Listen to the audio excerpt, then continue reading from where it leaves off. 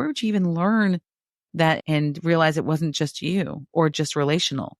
Like my situation, I just thought was specific to our relationship. And I'm like, no, it's not. You're like, no, madam, this is what it's like to have sex with a 50-year-old man. Oh, what? Oh.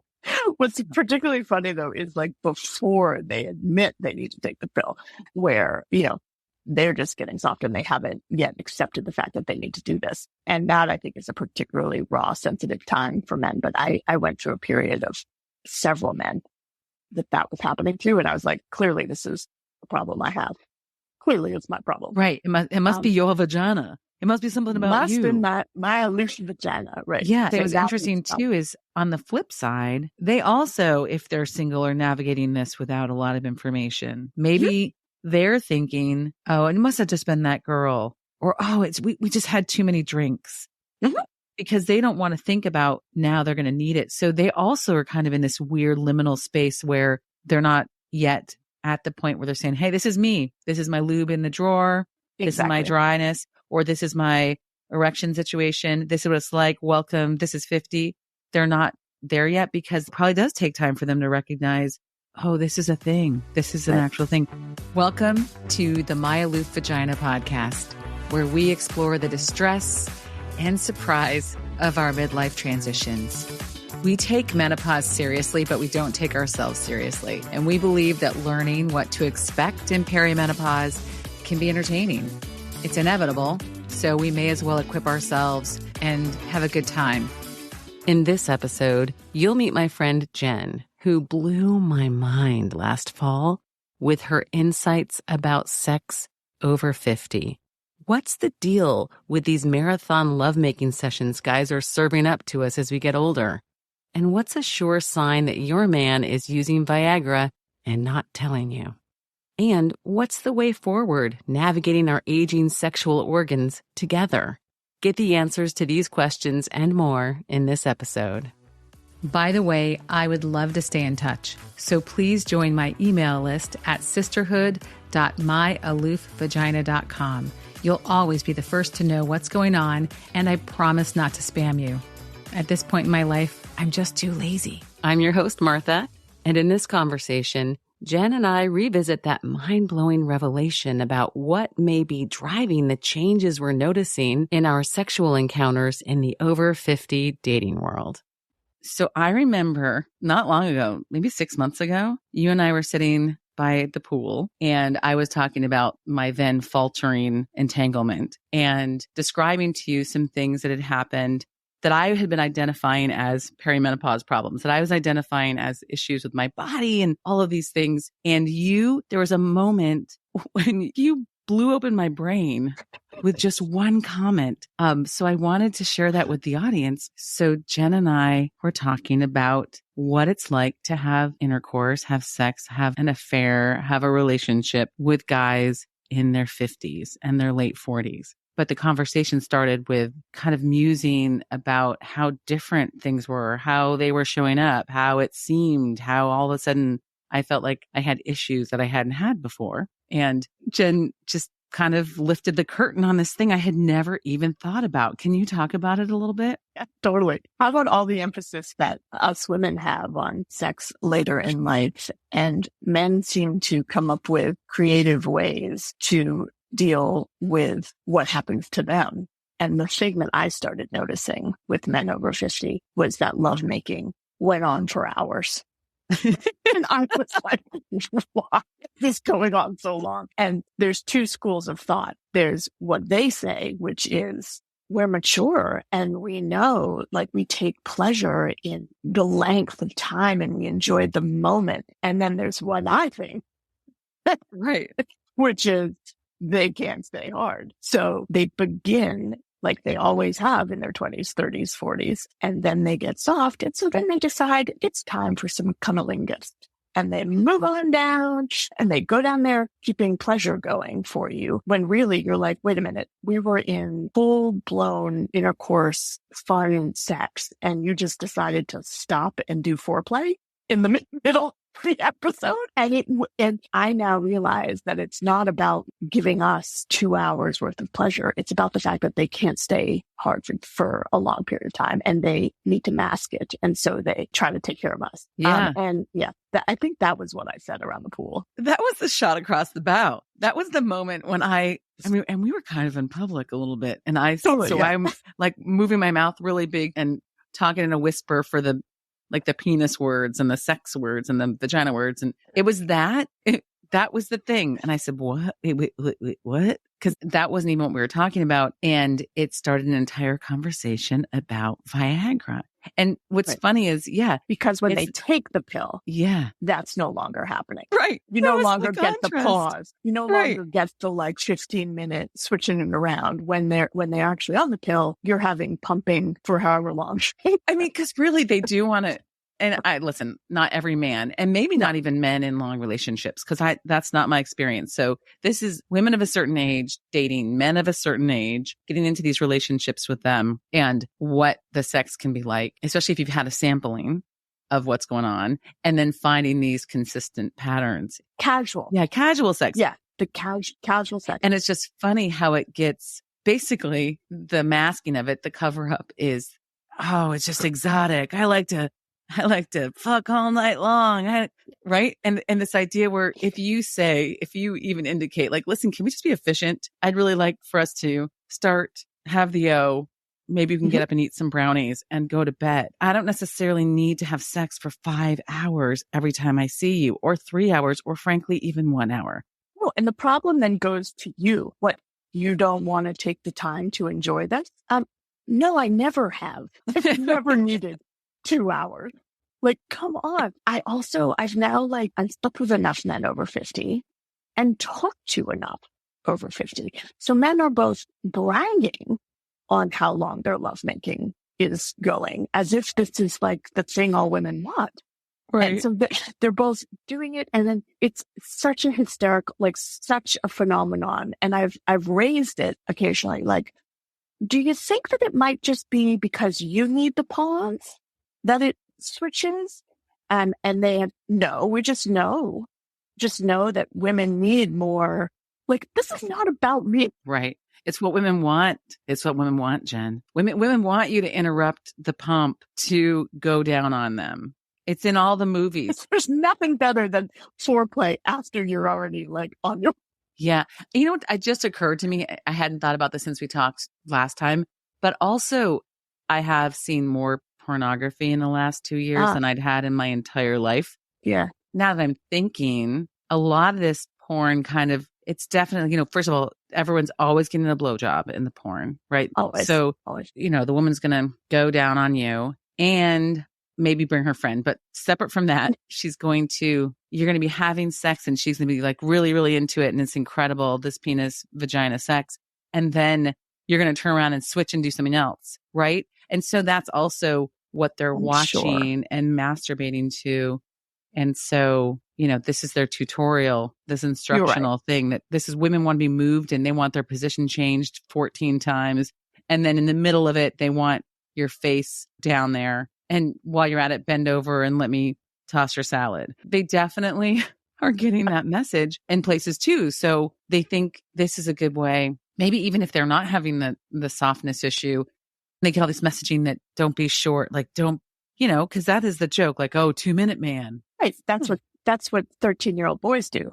Not 52-year-old men. Right. So these guys are still prowess involves length of time in addition to the Kama Sutra series for you during it. Maybe I would love to hear from other people than just us, but maybe there are women out there in their late 40s, early 50s who are now they're thinking, finally. Find me that one woman. Find me, because you are not the first person I've talked to about it. Okay, good, because I always think I can't apply my preferences to other people, and I feel like I'm pretty goal oriented, and so the shaming that I got, shaming is not the right word necessarily, but that I was so focused on getting it done or doing the thing that I know I like to do. Oh, well, maybe you're just not that adventurous, right? Because I don't want it to be interrupted and turning back to oral sex.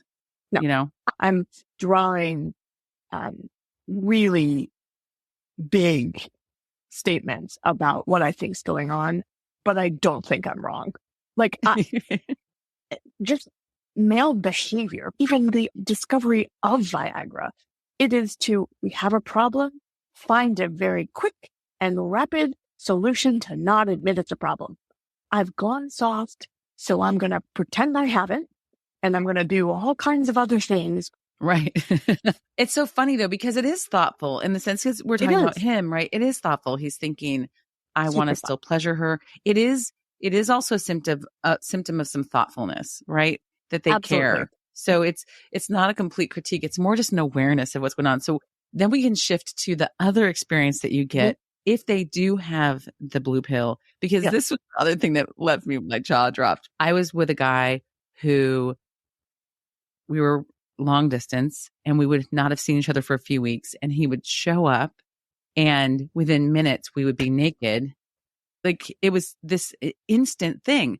And, you know, that's what led me to thinking that I was having responsiveness issues, really. And when it came down to it, I'm glad it helped me discover that I was in perimenopause, and I definitely have other symptoms, but it wasn't that my clitoris was dying or wasn't working. It wasn't warmed up. It wasn't warmed up. So I was really focused on this idea that I was in a situation, there was so much passion and we hadn't seen each other, and he couldn't wait to stick it in. And when I was talking to Jen, I realized that he probably was taking Viagra on the way because he knew he was going to have to perform. And, you know, now it's routine. He had talked about Viagra in the beginning, so I was aware that he had it, but we never spoke again about whether or not he was taking it. But that he would come in the door with his drug dick, those first encounters when we'd see each other that I was chalking up to just pent up passion were most likely Viagra fueled, dick focused moments. So we can talk about that. Yeah. So since our poll conversation, I have learned more about what the pill actually does. Apparently, it doesn't necessarily drive arousal. What it does is matches the state of arousal you feel. So I think what happens is when men discover it, they're like, oh my God, finally, I'm not worried about my performance because this is actually matching the way I feel. I actually don't think that your man wasn't feeling all of those things when he drove into your apartment. He just now had the tool that had been like, he had the hammer up. Yeah, right. It hasn't been showing up prior. He just was like, yeah, I've got the right tool. And so then they just go to town. I mean, and they don't, and I have noticed that they just don't, I mean, they no longer need the break. So I'm no longer having the rest. Right. Yeah. And no, I definitely knew he was into it and into me. And there was that desire there. It was just this idea that when we had the conversation for the first time, there was some nuance to my memory of how aggressive his penis was showing up in the moment, as far as being the center of attention, like a heat-seeking missile, needing to get there ASAP. Whereas in general, if we had any time together, that's not necessarily how he approached lovemaking, right? Mm-hmm. It was more making out and doing stuff. But when he showed up, and it wasn't when I showed up there, it was different when I showed up there. Sometimes we would eat dinner or go out or do something. Mm-hmm. It was something about the drive. And so I just feel like there was a point in the drive. Totally. I feel like there's a point in the drive. He knew exactly when he was like 30 minutes away or whatever, he'd gotten it down. So at some point when he got to a certain city on the Beltway, that he was popping it. And so when he was showing up, it was kicking in. And maybe sometimes he hit traffic and it kicked in earlier. So he was coming up the stairs to my apartment with a raging heart on, right? Because sometimes it was more urgent than others. And, you know, I was happy to see him too, but sometimes I had slaved over like a beef bourguignon, or one time I made pho. And I remember that day, and I'm just now for the first time reflecting on it. He made fun of me for the longest time about how long it took me to make the pho. Oh, if you're me from 8 years ago. It's faux. You know it as faux.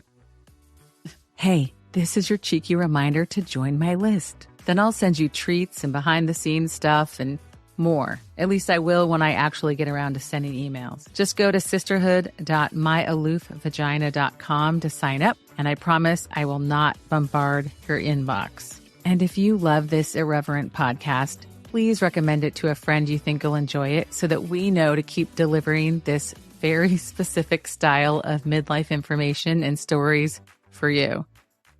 I'd done it in the Instant Pot and I'd fucked up and I hadn't put the seal in there.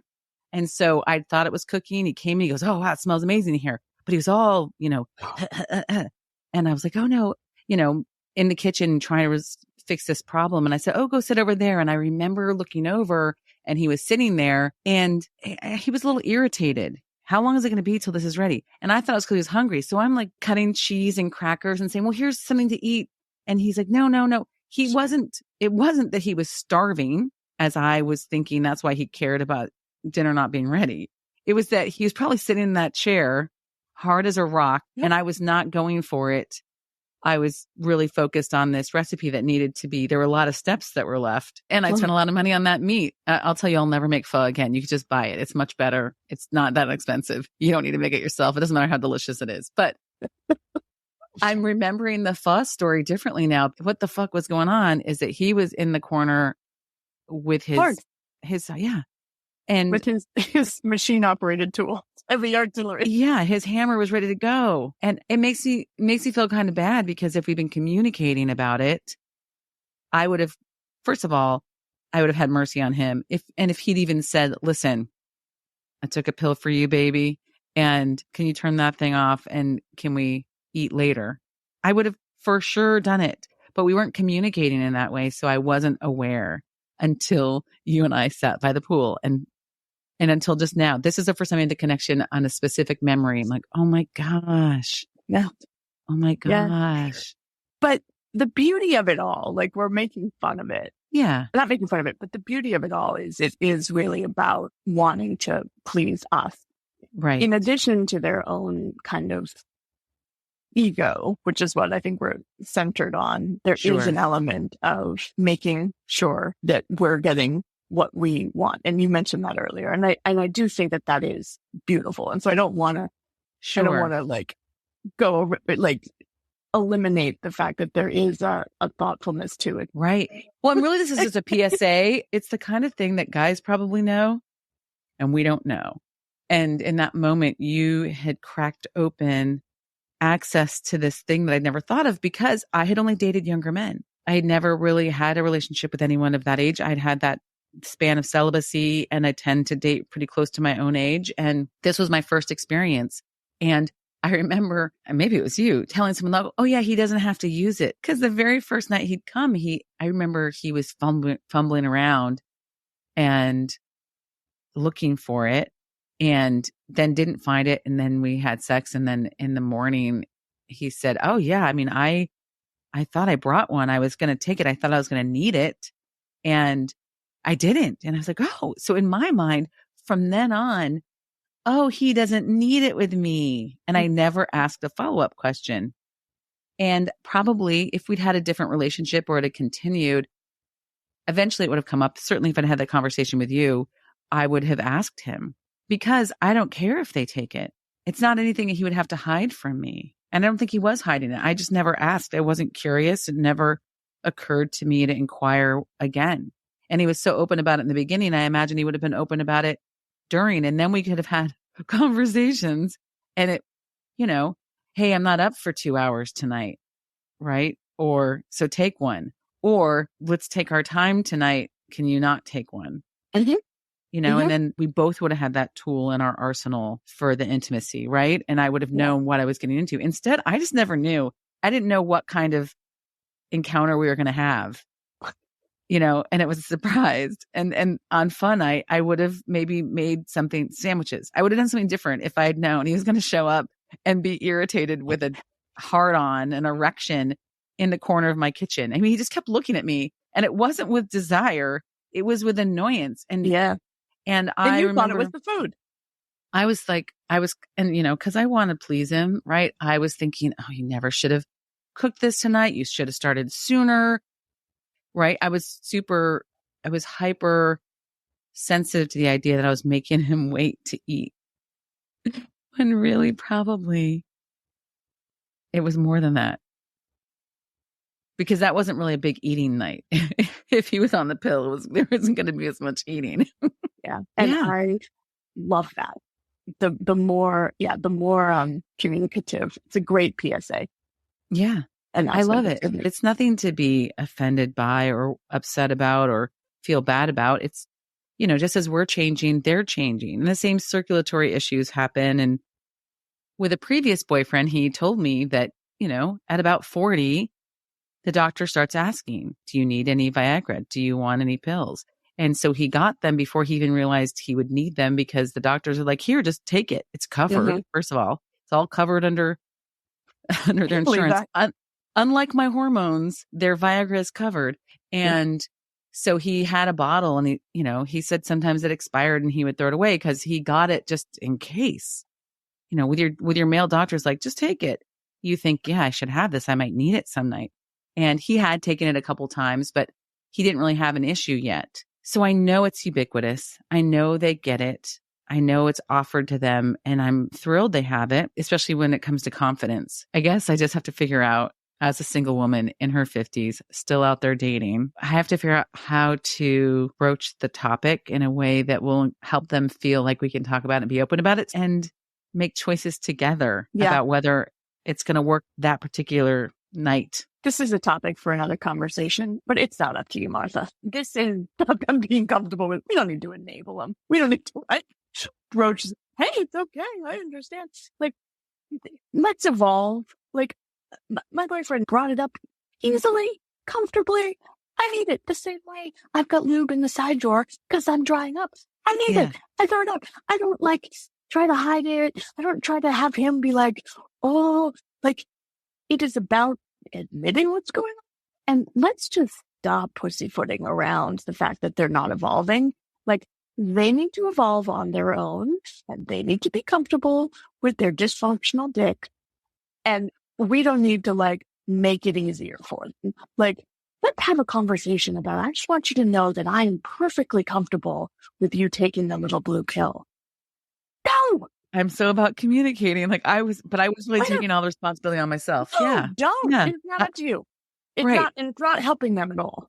They need to just step up and realize they will eventually, over time, they will evolve and catch up to the openness that we all have. Let's get some of them on let's get some of those men on your aloof vagina podcast. We'd have to have special episodes. It's funny because I have male listeners. I'm aware because they send me messages, and some of them are friends, and some of them they're going to hate me. No, not the ones who listen. And some of them are husbands of friends, right? So there are men in my life listening to this, and probably men I don't know. But some of the episodes really, we get into some hairy stuff, like some health issues, and a lot of them, of course, because we're women, are very menstruation focused. I went back and found the ones where we talk a lot about blood, and I added NSFM and then wrote ladies only in the title so that they can start finding it, right? Because they do want to know what we're talking about, but they don't necessarily want to talk about, this transitional menstruation period. But I could have men on, but then I'd have to have some other kind of label for women. This is, because that could be triggering to have to listen to particular guys. Oh, totally. Then what they think about the song. What they think. And then their point of view and us. And then me kind of pussyfooting around it. Because, my loop vagina, it's an apt name for me if I'm going to pussyfoot around men's problems. Because I will pussyfoot around what they are thinking. Because I want to protect their egos. It's one of my natural states. It's just, we're trained to do that. Yes, we are trained to protect their ego. It might be triggering for my audience for me to have a man on, because Martha, for fuck's sake, spit it out, right?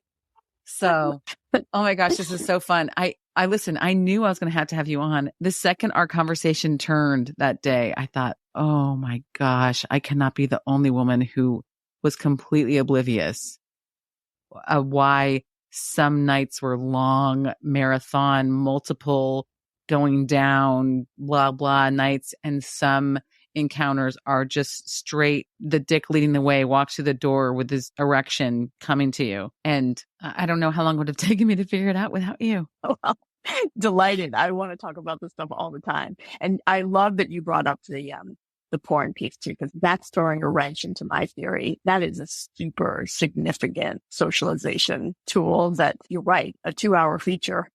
I mean, that's what they're learning. So that in itself is fascinating as well, because I suspect that a lot of what we're seeing now is that too, because they can take their time because they're not as like up on the pill. Yeah. So, and then they're like, oh, well, remember that 2-hour video I watched? This is what they did. So we'll just Chicks dig it. Chicks dig it when you throw them around and change direction. And then you say, hey, now it's POV. I'm licking your pussy. And you're like, wait a second. I was about to come. Right. And now why are you stopping? Right. Yeah. So I'm happy to talk about this stuff anytime you want. Oh gosh, Jen, I will have you on. I feel like we could just have a couple more cups of coffee or pool dates and come up with all sorts of things to talk about. It is a different experience when you haven't been married to a guy for a long time. It is a different experience starting the relationships at this stage.